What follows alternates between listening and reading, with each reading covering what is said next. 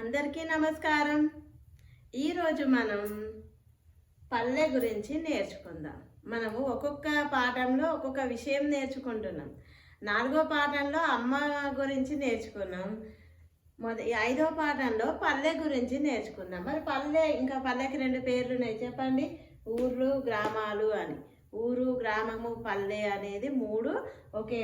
అవి 3 కలిపి దేనికి అంటే మీకు ఈజీగా అర్థం అవ్వాలి అంటే విలేజ్ అంటే 3 పేర్లు, అవునా?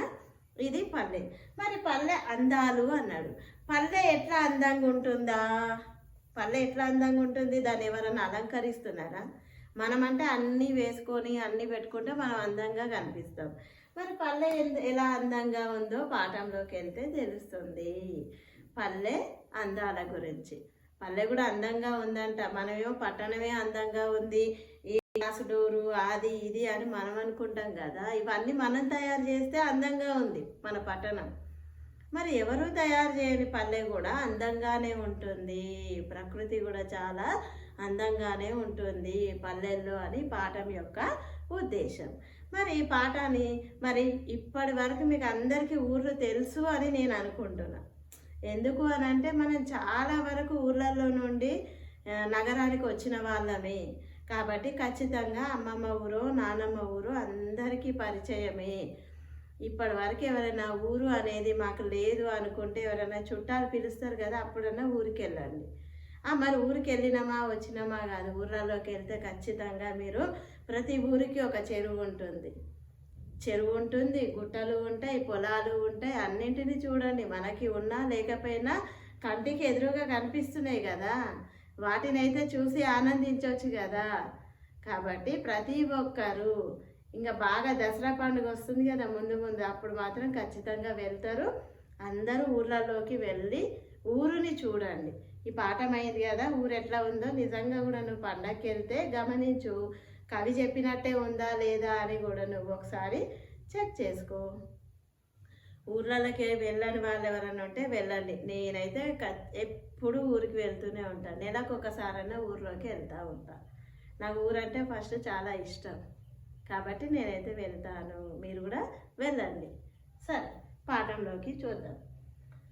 మరి ఇంతకీ ఇది పల్లె అందరికీ తెలిసిన పల్లె. మనకు పరిచయం చేస్తున్నది ఎవరిక్కడ?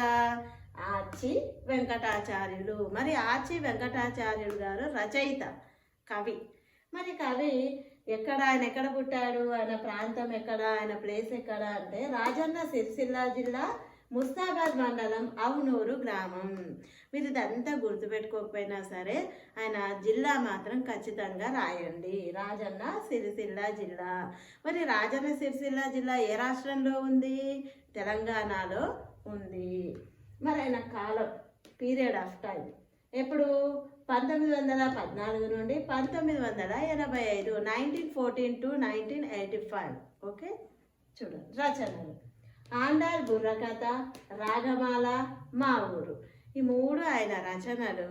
తర్వాత ఆయన పాటలు, హారతులు, పద్యాలు ప్రజలు ఇప్పటికీ పాడుకుంటున్నారు. మన క్లాస్ లైన్లో ప్రజల నాల్కలపై నాట్యం ఆడుతున్నాయి అని. నాట్యం ఆడడం అంటే డ్యాన్స్ చేయడం. ప్రజలు నాల్కల మీద డ్యాన్స్ చేస్తున్నాయి అని అంటే మనం పాడుకుంటున్నాము అని అర్థం ఇక్కడ. మరి పాటలు, హారతులు అంటే ఉంటాయి కదా, మంగళహారతులు దేవుడి దగ్గర కానీ దావతుల్లో కానీ. అవి పద్యాలు ఇప్పటికీ కూడా అవి లిఖితపూర్వకంగా దొరకకపోయినా ఇంకా ప్రజల నోళ్ళల్లో ఉన్నాయి అని చెప్తున్నారు. మరి ఈయన ఆచి వెంకటాచార్యులు గారు ముఖ్యంగా ఆయన రచనలలో ఏముంటుంది అంటే గ్రామీణ సౌందర్యము. పట్టణాల్లో ఉన్న అందాలు కాదు, పట్టణ ప్రజల జీవన విధానం కూడా కాదు, గ్రామాల్లో ఉన్న ప్రజల యొక్క జీవన విధానాల మీదనే ఆయన పేర్లు కూడా అలాగే ఉన్నాయి, రచనల పేర్లు. ఆయన గ్రామాలకి ఎక్కువగా ప్రాధాన్యత ఇచ్చి రచనలు చేశాడు. ఇప్పుడు పాఠాన్ని ఎక్కడి నుండి తీసుకున్నాము అని అంటే ఈ మా ఊరు అనే లఘు కావ్యం నుండి పల్లె అందాలు అనే పాఠాన్ని తీసుకోవడం జరిగింది. మరి ఇది ఏ ప్రక్రియకు చెందింది? ప్రక్రియ అంటే విభాగము. మనం అమ్మ జ్ఞాపకాలు వచన కవితకు అని చెప్పుకున్నాం. ఇది కావ్య ప్రక్రియకు చెందినది ఈ పాఠం. ఇది ఈ పాఠ్యభాగ వివరాలు. మరి ప్రవేశిక చూడండి, అందరికీ పుస్తకాలు ఉంటాయి. పల్లెటూరులో ఎటు చూసినా పచ్చదనం కనిపిస్తుంది. పల్లె ఆనందాన్ని కలిగిస్తుంది. పల్లె సీమలు సౌందర్య నిలయాలు. జాలువారే సెలయేళ్ళు, చెరువులు, నీటిలో తేలియాడే తామరలు, రకరకాల పుష్పాలు, వృక్షాలు, ఒకటేమిటి అడగకుండానే అన్నీ ఇచ్చే పల్లె తల్లి ఎంతో స్వచ్ఛమైంది. గ్రామసీమల సుందర దృశ్యాలు, అక్కడి వ్యాపార విధానాలు, వివిధ వృత్తుల వారి జీవనం ఎంత నిష్కల్మషంగా ఉంటాయో చూద్దాం. పల్లె తల్లి, తల్లి అంటే అమ్మ అని చెప్తున్నాడు. పల్లెని కూడా తల్లితో పోలుస్తున్నాడు. అమ్మ మనకు అడగకుండానే అన్నీ ఇచ్చినట్టే పల్లె కూడా అడగకుండానే అన్నీ ఇస్తుంది అని కవిగారి యొక్క ఉద్దేశము. ఇంక ఇక్కడ ఏం చెప్తున్నాడు? పల్లె సీమల సౌందర్యాలు, జాలువారే వాటర్ ఫాల్స్ అంటారు కదా, ఈ జలపాతాలు అవన్నీ మనకు కొంచెం ఊర్లలో అక్కడక్కడ చిన్న చిన్న జలపాతాలు కూడా కనిపిస్తూ ఉంటాయి చూడండి. ఇంకా నీటి తేలియాడే తామరలు, రకరకాల పువ్వులు, కొండలు, గుట్టలు ఉంటాయని చెప్తున్నాడు. సరే, పాఠంలోకి రండి. మరి పాఠం యొక్క ఉద్దేశం కూడా చెప్పబడింది ఇక్కడ. ఉద్దేశం ఏంటి, ఈ పాఠం మీకు ఎందుకు పెట్టినాడు అనేది చూడండి. పల్లెటూర్లు శాంతి సౌభాగ్యాలకు నిలయాలు, ప్రేమానురాగాల కోవెలలు, పచ్చని ప్రకృతికి ఆలవాలం పల్లె. అటువంటి పల్లెటూరి సౌందర్యాన్ని తెలపడమే ఈ పాఠం ఉద్దేశం.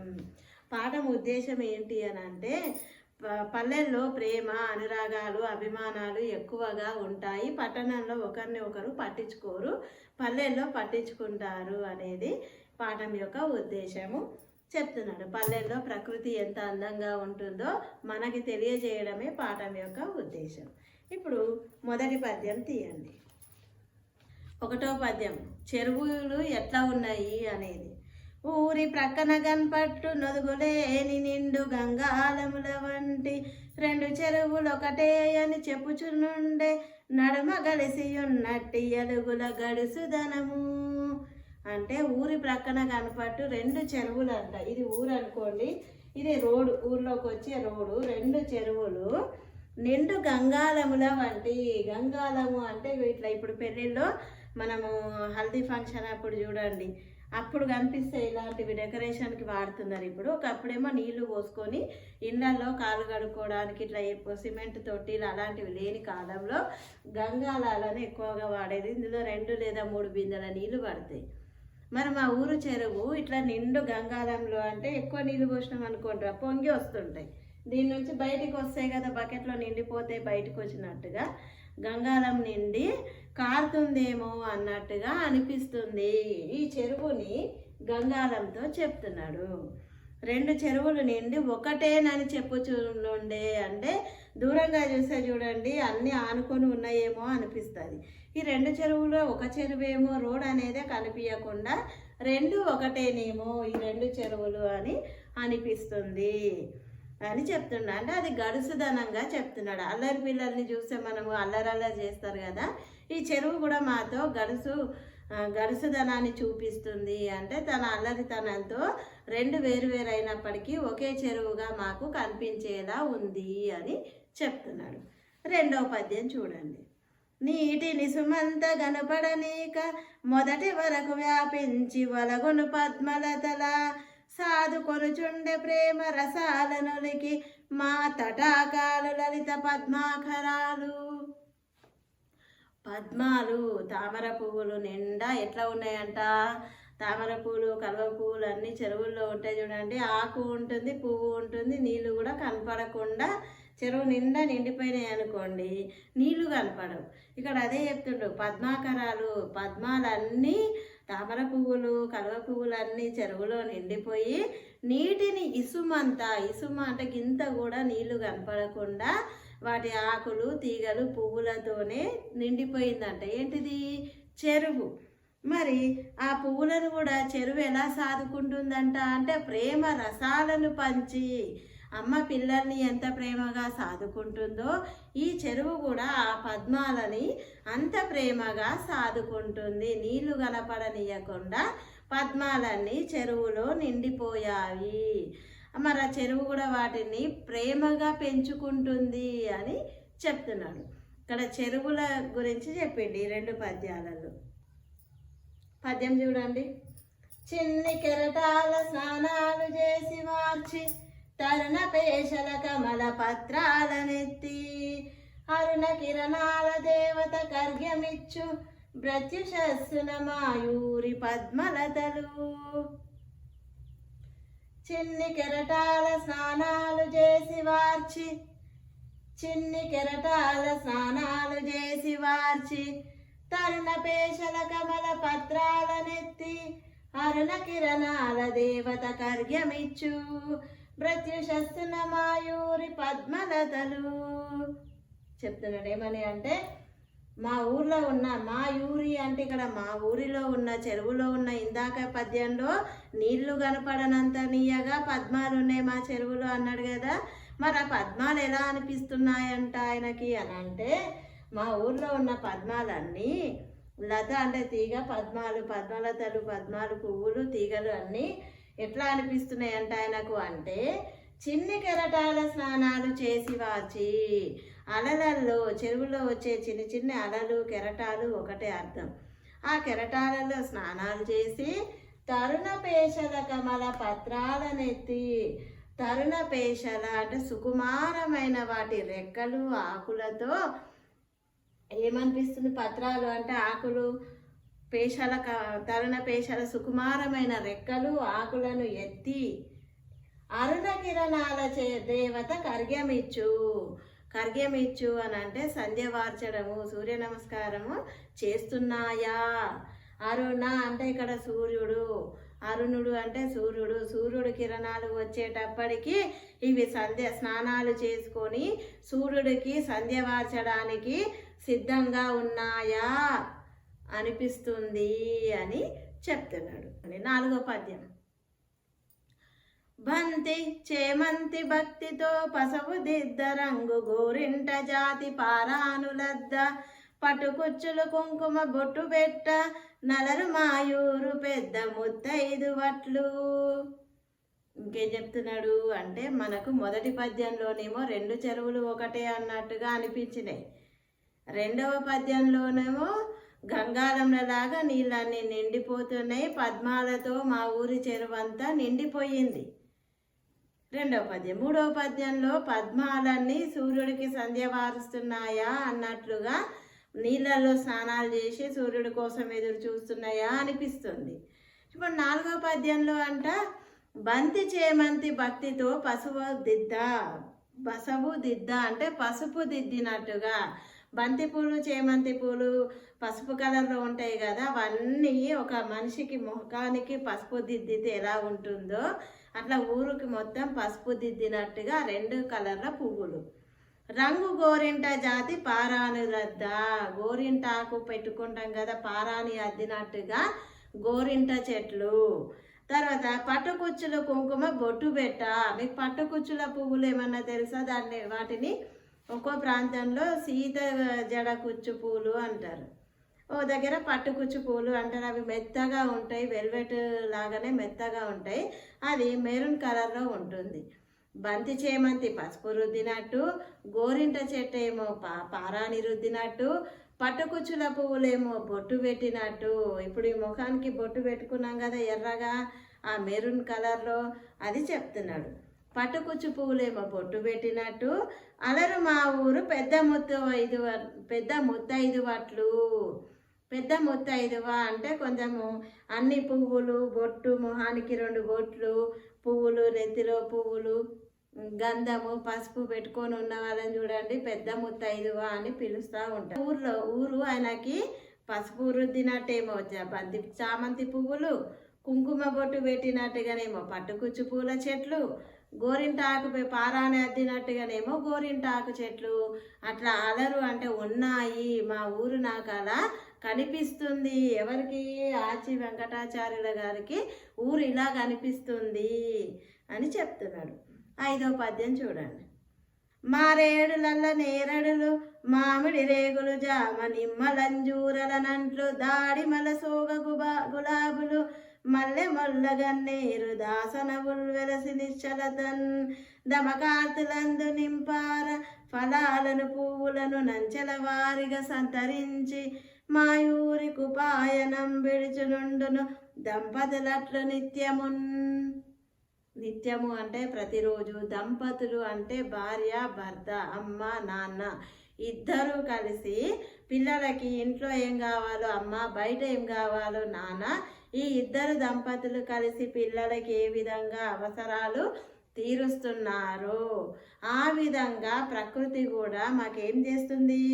మారేడు అల్లనేరడు చెట్లు నల్లగా ఉంటాయి చూడండి, ఆ మారేడు అల్లనేరడు చెట్లు, మామిడి రేగులు, ఇవన్నీ పండ్లు, మామిడి పళ్ళు, రేగు పళ్ళు, జామ పళ్ళు, నిమ్మ పళ్ళు, లంజూరలు అంటే అంజూర పండ్లు, దాడిమల అంటే దానిమ్మ పళ్ళు, సోగ గులాబీ పువ్వులు, మల్లె మొగ్గలు, గన్నేరులు, దాసనలు వెలసి నిశ్చలు దమకార్తులందు. అన్ని కార్తులు అనేది మనకి ఒక్కొక్క కార్తిలో ఒక్కొక్క పండ్లు పువ్వులు కాస్తూ ఉంటాయి మనకి. మరి ఇవన్నీ కూడా ఒక్కొక్క కార్తిలో ఇవి మనకి అందిస్తూ ఉంటాయి. ఒక్కొక్క కార్తిలో ఒక్కొక్క పువ్వు వస్తుంది. ఇప్పుడు చూడండి, బంతి పూలు అన్ని కాలాల్లో ఉండవు, అది వచ్చే కార్తిలో ఆ సమయంలో మాత్రమే పూస్తుంది. ఇప్పుడు ఏమవుతుంది అని అంటే మనం ఆర్టిఫిషియల్గా చేస్తున్నాం కాబట్టి, కృత్రిమంగా మనము బ్రీడ్ తయారు చేస్తున్నాం కాబట్టి నీకు ఏ కాలంలోనైనా మామిడి పళ్ళు, రేగుపళ్ళు అన్నీ దొరుకుతున్నాయి. కానీ అవి ప్రకృతి పరంగా అయితే ఒక్కొక్క కాలంలో ఒక్కొక్క పండు పువ్వులు ప్రత్యేకంగా మనకి ఏం కావాలో అవి కాలాలను బట్టి పండ్లు పువ్వులు మనకి ప్రకృతి ఇస్తుంది. తల్లిదండ్రులు పిల్లలకి ఏం కావాలో ఇచ్చినట్టుగా ప్రకృతి ఒక్కొక్క కాలంలో మనకి అందిస్తుంది. నిజంగా కూడా చూడండి, ఇప్పుడు సీతాఫలాలు వస్తాయి దసరా దీపావళికి, అవి వేరే కాలంలో రావు. ఆ సమయంలో మనకి ఎనర్జీ కావాలి, రోగ నిరోధక శక్తి పెరగాలి కాబట్టి ఆ పండ్లు ఆ సమయంలో కాలాన్ని బట్టి మన శరీరానికి ఏం కావాలో ప్రకృతి కాలానుగుణంగా అందిస్తుంది అని చెప్తున్నాడు. ఇంకా పువ్వులను పండ్లను అంచెల వారీగా అంటే మెట్లు, ఒక్కొక్క మెట్టు ఎక్కుకుంటూ పోతాం కదా, అంచెలు అంటే మెట్లు. మనకి ఒక్కొక్క పువ్వు అయిపోగానే ఒక రకం పువ్వులు, ఒక రకం పండ్లు, అట్లా ఒక్కొక్క వరుస క్రమంలో మనకు ప్రకృతి ఇస్తుంది. మనం ఏం ఏర్పాటు చేయట్లేదు, అది మనకి ఇస్తుంది. అది మరి ఏ విధంగా అంటే దంపతుల లాగా అని చెప్తున్నాడు. 6వ పద్యం చూడండి. మావులున్నవి మధురముల్ మంచినీటి బావులున్నవి, అందాలు పరిమళించు తావులున్నవి, పుణ్యాల ప్రోవులైన యావులున్నవి, మాయూరన అతిశయముగా అంటే గొప్పగా ఎక్కువగా, మాయూర అంటే మా ఊరిలో ఇప్పుడు పువ్వులు అయిపోయినాయి, పండ్లు అయిపోయినాయి, చెరువులు అయిపోయినాయి, చెరువులలో పువ్వులు అయిపోయినాయి. ఇంకేమున్నాయి మా ఊర్లో అంటే మావులు ఉన్నాయి, మధురములు మంచినీటి బావులు ఉన్నవి. మావులు అంటే మామిడి తోటలు, మంచి మంచి మామిడి తోటలు ఉన్నాయి, తినడానికి మంచి నీళ్ళ బావులు ఉన్నవి. ఇప్పుడు అంటే మనం ఫిల్టర్ పెట్టుకొని తాగుతున్నాం, కానీ ఒకప్పుడు బావి దగ్గరికి వెళ్ళి నీళ్లు పట్టుకొని తెచ్చుకొని తాగేది. అందులో ఏ విధమైన కలుషితము ఏవి, ఉప్పు నీళ్ళు ఏమి ఉండకపోయేది, అన్నీ మంచినీళ్ళే ఉండేది. తాగడానికి కూడా తీయగా నీళ్ళు ఉండేది. కావాలంటే మీ పెద్దవాళ్ళని అడగండి, బావి నీళ్ళు తాగలేదో చెప్తారు. ఇప్పుడు బోర్లు, ఫిల్టర్లు, ప్యూరిట్ ఇంకా రకరకాల ఇట్లు వచ్చినాయి, అది వేరు. కానీ మా ఊర్లో మామిడి తోటలు ఉన్నాయి, ఇంకా మంచినీళ్ళు తాగడానికి మంచి బావులు, నీళ్ళ బావులు కూడా ఉన్నాయి. అందాలు పరిమళించు తావులున్నవి. తావి అంటే పువ్వు, అందాన్ని ఇవ్వడానికి, మంచి వాసనని పరిమళము అంటే సువాసన, మంచి పరిమళాన్ని ఇవ్వడానికి మా దగ్గర మంచి మంచి పువ్వుల తోటలు కూడా ఉన్నాయి. పుణ్యాల ప్రోవులైన గోవులున్నాయి, ఆవులున్నవి. ఆవు ఇంట్లో గృహప్రవేశం చేస్తే కూడా ఆవును పిలుస్తాం. ఎందుకు? సకల దేవతలు అందులో ఉన్నారు కాబట్టి. మరి అట్లాంటి పుణ్యం అనే పదానికి మారుపేరే ఆవు. అట్లాంటి ఆవుని చూస్తేనే పుణ్యము. ఆవుకు అరటిపండు కొంచెం గడ్డి వేస్తేనే పుణ్యం వస్తుంది, మంచి జరుగుతుంది అంటాం కదా. అట్లాంటి ఆవులు మా దగ్గర చాలా ఉన్నవి. మాయూరన అతిశయముగా మా ఊర్లో చాలా ఎక్కువగా ఇవన్నీ ఉన్నవి. నీళ్ళు, మంచి నీళ్ళు ఉన్నాయి, ఆవులు ఉన్నాయి, పుణ్యాన్ని కలిగించే ఆవులు ఉన్నాయి, మంచినీళ్ళ బావులు ఉన్నాయి, మామిడి తోటలు ఉన్నాయి, వాసననివ్వడానికి మంచి మంచి పూల తోటలు కూడా ఉన్నాయి అని చెప్తున్నాడు. మరి చూడండి 7వ పద్యం. నేయుదురెన్నియేని కమనీయపు నాగరికాంబరమ్ములన్ వేయుదురద్దకంబులతి వేల పురాతన చిత్రవర్ణముల్ సోయగమైన నేత పని సొంపుల నేర్పరులైన పద్మశాలీయ కుటుంబముల్ రుచిరలీల వసించును మా పురమ్మునన్. మా పురము అంటే ఇక్కడ పురము అన్నా కూడా ఊరు, పట్టణము, నగరము అని వస్తుంది. ఇంకా ఏమైపోయింది, ఇప్పుడు ప్రకృతిలో నుంచి వచ్చినాయి అన్నీ చెప్పిండు. పూల తోటలు, పండ్లు, నీళ్ళు, చెరువులు, పువ్వులు అన్నీ అయిపోయినాయి. ఇంకా ఏమున్నాయంట వాళ్ళ ఊర్లో, మా ఊర్లో నేదురెన్నియేని కమనీయపు నాగరిక అంబరములు. అంబరాలు అంటే అంబరమ్ములు అంటే బట్టలు. మరి పద్మశాలీయులు అంటే నేత పని వాళ్ళు, సాలోళ్ళు అంటారు ఊర్లలో. నేత పని చేసేటోళ్ళు, సాలోళ్ళ ఇంటికి పోతే మగ్గం ఉంటుంది, బట్టలు చీరలు నేస్తారు అని అంటారు కదా. ఆ నేత పద్మశాలీలు అని పిలుస్తారు వాళ్ళని. ఆ పద్మశాలీల ఇంటి దగ్గరికి వెళ్తే మంచి మంచి చీరలని నేస్తారు. ఇంకేమంటుండు, నాగరికాంబరమ్ములన్. నాగరికత, మన కల్చర్ మారింది అంటాం కదా, ఈ కల్చర్కి తగ్గట్టుగా బట్టలు నేస్తారు. ఆ బట్టల మీద వేయుదురు అద్దకంబుల వేల పురాతన చిత్రవర్ణములన్. అద్దకము అంటే రంగులు వేయడం. చీరకు రంగులు వేసినప్పుడు ఆ రంగులు కూడా ఇట్లా రకరకాల కలర్ అంటియకుండా ఏమంటుండు, చిత్రవర్ణములు. చిత్రములు అంటే ఫోటోలు, బొమ్మలు, రకరకాల బొమ్మలు. వర్ణాలు అంటే రంగురంగుల బొమ్మలని. పాతకాలం నాటి బొమ్మల్ని వేయగలరు, కొత్త బొమ్మల్ని కూడా వేయగలరు. చీరల మీద మనం చీరలను చూడండి, డిజైన్లు అన్నీ కూడా నేత మీద వాళ్ళు వెయ్యగలరు అని చెప్తున్నారు. సోయగమైన నేత పని సొంపుల నేర్పరులైన పద్మశాలీయులు. సోయగము అంటే అందము, అందమైన బొమ్మలన్నింటినీ వేయగల నేర్పరితనము అంటే స్కిల్స్, నైపుణ్యము. వాళ్ళలో ఆ తెలివి అనేది బాగా ఉంది, వాళ్ళకి ఆ స్కిల్ ఉంది, ఏ బొమ్మనైనా వేయగలరు చీరల మీద అని చెప్తున్నారు. మరి అటువంటి వాళ్ళు మాకు, అటువంటి కుటుంబీకులు మా గ్రామంలో, మా పురాణ ఉన్నారు అంటే ఇక్కడ బట్టలకి కూడా నీకు ఊర్లోకి వస్తే కుదవలేదు, వేసుకోవడానికి బట్టలు కూడా నీకు రకరకాల బొమ్మలు వేసేటోళ్ళు, మంచి మంచి స్కిల్స్ ఉన్న వాళ్ళు మా దగ్గర ఉన్నారు. 8వ పద్యం. గోదలు పాడిగేదెలను కొట్టము నిండుగా దుకిటెద్దులన్ భేదము లేక సాకుచును బిడ్డల బోలెను కారు కారు కింపాదిక భూమి దున్నుకొని హాయిగా నుందురు పాడి పంటల ఆహ్లాదము గూర్పు మాపురము నందలి కాపు కుటుంబముల్దగన్. కాపు కుటుంబము, కాపు అని అంటే ఇక్కడ కాపోళ్ళు అని ఊర్లలో ఉంటారు కదా. అంటే ఇప్పుడు మనకి కాపోళ్ళు అని కాదు, ఇక్కడ ఒక్కొక్క కులానికి ఒక్కొక్క వృత్తి ఉంది. గౌడులు ఉంటారు, కళ్ళు తీస్తారు, వడ్రంగులు ఉంటారు, చెక్క పని చేస్తారు, కుమ్మరి వాళ్ళు కుండల పని, కమ్మరి వాళ్ళు ఇనుము పని, ఇట్లా ఒక్కొక్క కుల వృత్తులకి ఒక్కొక్క పని ఉండంగా మిగతా వాళ్ళకి ఏ వృత్తి లేని వాళ్ళే కాపు వాళ్ళు. వాళ్ళ దగ్గర కొంచెం పొలం ఎక్కువ ఉంటుంది. ఇప్పటికి ఊర్లలో రెడ్డి, దొర, పటేలు అంటారు కదా, జమీందారులు, వాళ్ళకి 10, 20, 100 ఎకరాల పొలాలు ఉంటాయి. మరి ఆ కాపు వాళ్ళు, అట్లాంటి కాపు కుటుంబాలు కూడా మా ఊర్లో ఉన్నాయి. ఎట్లా, గోదలు పాడి గేదెలు కొట్టము నిండుగా. గేదెలని, పాడి అంటే వ్యవసాయము, వ్యవసాయం చేయడానికి ఎద్దులు, గేదెలు, ఆవులు పాలియడానికి, గేదెలు పాలియడానికి, వ్యవసాయం చేయడానికి కాపు వాళ్ళ ఇండ్ల దగ్గర ఆవులు ఇవన్నీ ఎట్లా ఉన్నాయంట అంటే కొట్టము. ఇప్పుడైతే షెడ్ అంటారు కదా, రేకుల షెడ్, అట్లాంటిది అప్పట్లో పెంకులు, తాటి కమ్మలతో వేసేది.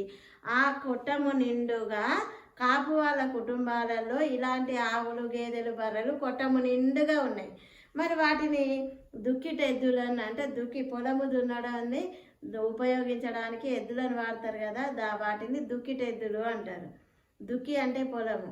ఆ దుక్కిటెద్దులు ఇవన్నీ ఉన్నాయి. వీటిని ఆ కాపు వాళ్ళు ఎట్లా చూసుకుంటారంట అంటే కన్న బిడ్డల ఓలెను సాకుచుండెను. సాకడము అంటే సాదడము, పెంచడం. ఇంట్లో పిల్లల్ని ఎలాగైతే సాదుకుంటాడో ఈ కాపు కొట్టంలో నిండుగా ఉన్న ఆవులు, బర్రెలు, గేదెలను కూడా సొంత పిల్లల వలె సాదుకుంటాడు. అంటే మంచిగా సమయానికి గడ్డి, నీళ్లు ఇచ్చి వాటిని శుభ్రంగా ఉంచి వాటిని ఉండడానికి మంచి కొట్టాన్ని ఏర్పాటు చేసి చూసుకుంటాడు. మరి వాటితో ఏం చేస్తాడు? మంచిగా భూమి దున్నుకొని పంటలు పండించుకొని ఆహ్లాదంగా ఉంటుంది మా ఊరు అని చెప్తున్నాడు. అంటే ఏ కష్టాలు లేకుండా సంతోషంగా ఇన్ని వసతులు ఉన్నాయి కాబట్టి మా ఊరు చాలా సంతోషంగా ఉంటుంది అని చెప్తున్నాడు. చివరి పద్యం. బహుళ వస్తు ప్రధాన సంపన్న మగుచు నెలమి క్రయ విక్రయార్థి సంకులమునగుచు జనగతాగత కల్లోల సాంద్రమగుచు వెలయు మాయంగడులు నన్ని వేలలందు. అంగడి అంటే సంత. ఇక్కడ కూడా బజారు, మార్కెట్ అని వెళ్తాం కదా మనం. సంతకు వెళ్ళి మార్కెట్ వారానికి ఒక రోజు కూరగాయలు. అంటే వీళ్ళ గ్రామంలో కూడా ఒక మంచి సంత ఉందంట, మార్కెట్ ఉందంట, అంగడి. మరి ఎలా ఉందంట? బహుళ వస్తు ప్రధాన సంపన్న మగుచు. బహుళ అంటే ప్లూరల్, ఎక్కువ వస్తువులన్నీ అక్కడ. సంపద అంటే ఎక్కువగా ఉండడం. అది వస్తువులదైనా కావచ్చు, ధనమైనా కావచ్చు, పంటలైనా కావచ్చు, ఏదైనా ఎక్కువ ఉండడాన్ని సంపద అని పిలుస్తారు. మరి ఇక్కడ బహుళ వస్తు ప్రధాన సంపన్న మగుచు. మా అంగళ్ళలో చాలా వస్తువులు చాలా కనిపిస్తాయి, రకరకాల వస్తువులు కనిపిస్తాయి. నెలమి క్రయ విక్రయాది. క్రయ అంటే కొనడము, విక్రయము అంటే అమ్మడం. అంటే సంతలో రకరకాల వస్తువులు ఉంటాయి, వాటిని అమ్మడము, కొనడము జరుగుతూ ఉంటుంది. అమ్మేవాళ్ళు అమ్ముతుంటారు, కొనేవాళ్ళు కొంటూ ఉంటారు. జన గతాగత కల్లోల సాంద్రమగుచు. జన గతాగత కల్లోలము అంటే ఆగమాగమవుతుంటారు చూడ. జనసందడి ఎక్కువగా అయిందనుకో, ఒకరికొకరు దొరకకుండా కితకితలాడుతూ ఉంటారు చూసిరా, దాన్ని కల్లోలము అంటారు. మరి మా అంగడిలో అన్ని రకాల వస్తువులు దొరుకుతాయి, కొనేవాళ్ళు ఉంటారు, అమ్మేవాళ్ళు ఉంటారు. అంగడంతా కల్లోలంగా జనాలతో కితకితలాడుతూ ఉంటుంది. మరి ఇంకా వెలయు మా అంగడులు నన్ని వేళలయందు. ఆ విధంగా మా అంగడులు అన్ని వేళలా అంటే ఎప్పుడు అంగడి పెట్టినా కూడా ప్రతి అంగడి ఆ విధంగానే సాగుతుంది. అంటే ఇక్కడ పల్లె గురించి ఏం చెప్తున్నారు మనకు ఆచి వెంకటాచార్యులు గారు అంటే, పల్లె ఒకసారి మళ్ళీ అన్నీ చూద్దాం. పల్లెల్లోకి వెళ్తుంటే మంచిగా చెరువులు వస్తాయి, చెరువులో మంచి రకరకాల పువ్వులు ఉంటాయి, పద్మాలు ఉంటాయి. ముఖ్యంగా అవి సూర్యుడికి నమస్కరిస్తున్నట్టు ఉంటాయి.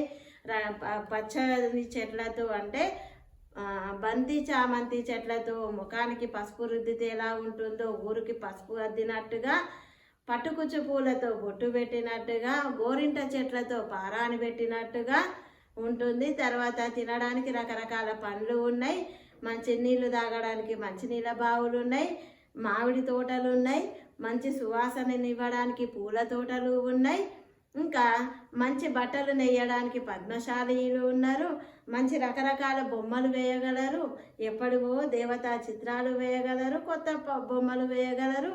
ఇంకా కాపు కుటుంబాలు ఉన్నాయి, కాపు కుటుంబాల వాళ్ళ దగ్గర నిండా కొట్టం నిండా ఎడ్లు, ఆవులు, బర్రెలు ఉన్నాయి, గేదెలు ఉన్నాయి. అవి పాలు ఇస్తాయి, వ్యవసాయము చేస్తాయి. కాబట్టి మా ఊళ్ళో పంటలు పండుతాయి, ప్రజలంతా సుఖ సంతోషంగా ఉంటారు.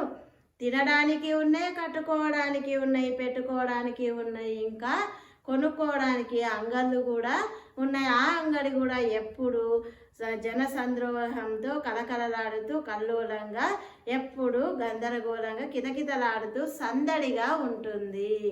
ఇది పల్లె యొక్క ప్రత్యేకత. పల్లె ఇన్ని విధాలుగా అందాన్ని కలిగి ఉంది. మరి మీరు చూస్తున్న పల్లెలు కూడా మీ ఊరికి వెళ్ళినప్పుడు మీకు పల్లె ఇలాగే కనిపించిందా లేదా చూడండి. చెరువు అందరికీ ఉంటుంది, చెట్లు అందరికీ ఉన్నాయి. ఇంక ఇప్పుడు వెళ్తే వర్షాకాలము జలపాతాలు కనిపిస్తాయి. ఇంకా 4 రోజులైతే రకరకాల పువ్వులు. బతుకమ్మ తెల్లారి చెరువును చూడండి, అందాలన్నింటినీ ఆస్వాదించండి. మీరు ఎప్పుడు ఉన్న ఊరు కన్న తల్లి రెండు సమానమే, మాతృభాష. ఈ మూడింటిని మర్చిపోవద్దు అనేది మీకు ఈ పాఠం యొక్క ఉద్దేశము.